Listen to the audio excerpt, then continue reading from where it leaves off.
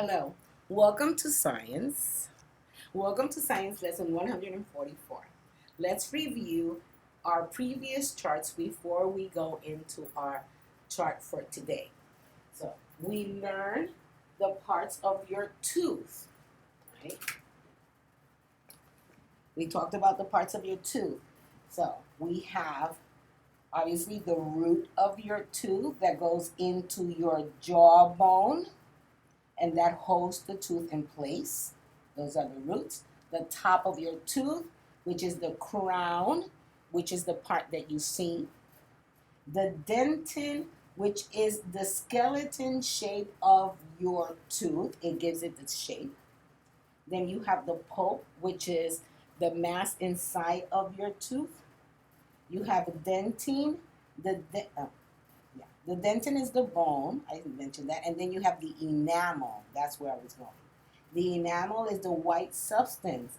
And if you eat too much sugar, you get cavities because it eats your enamel. And you need to brush your teeth at least twice a day. So we have, again, pulp, dentin, enamel, crown, root, jawbone, and in your jawbone you have blood vessels. Now let's go to our digestive system. Our digestive system, it starts in your mouth by chewing. Goes down your esophagus, not your windpipe, and your windpipe closes when you are swallowing. So your food goes down your esophagus, it goes into your stomach.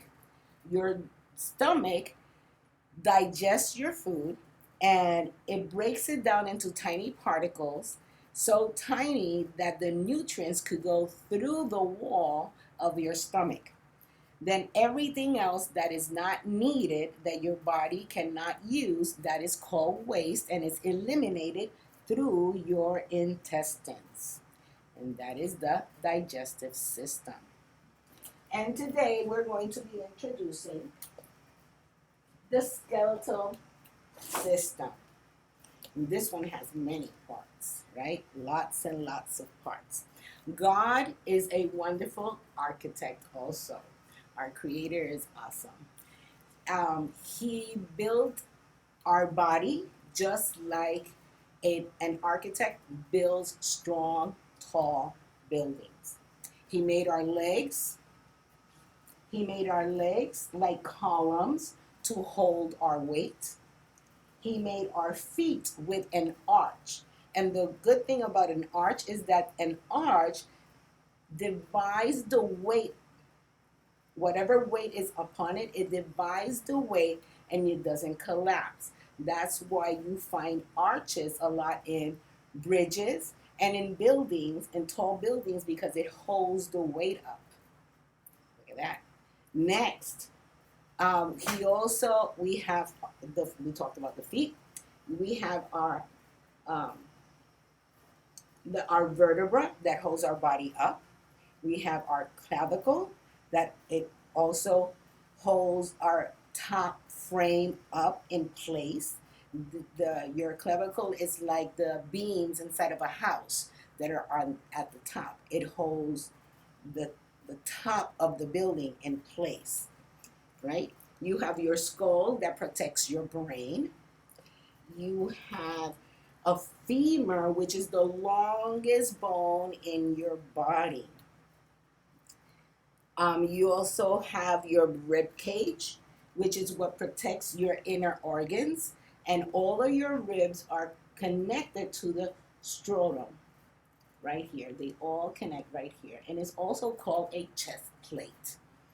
Um, this one, the humerus, it sounds like humor because when you bang your elbow, it tickles, kind of, sort of. So they also call it the funny bone. That's why humerus, the funny bone. What else? We talked about the clavicle. The clavicle holds the upper part of your body correctly. Now let's go back to the vertebrae.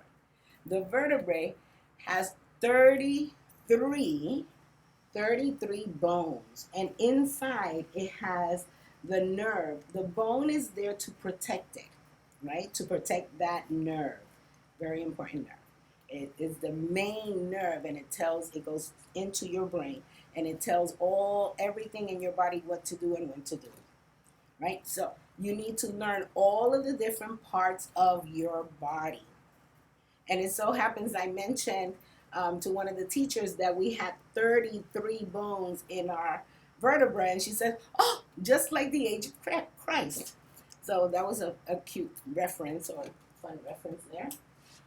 If you continue in your book, it tells you that you can create a similar version of what your spine or your backbone is capable of. It tells you to take a pipe cleaner and you're going to insert beads in it. I chose green beads. And there are 32 beads, and it's flexible. Even though all the beads are there, it's flexible. It can bend, it can move, and that's exactly how our backbone works, our vertebra. Okay? So, have fun. Find a wire, a pipe cleaner, and or maybe a wire you have. Maybe you can use a very thin straw. You can use that and try to find some beads and create your own spinal vertebra with your spinal cord inside. Bye. See you next time.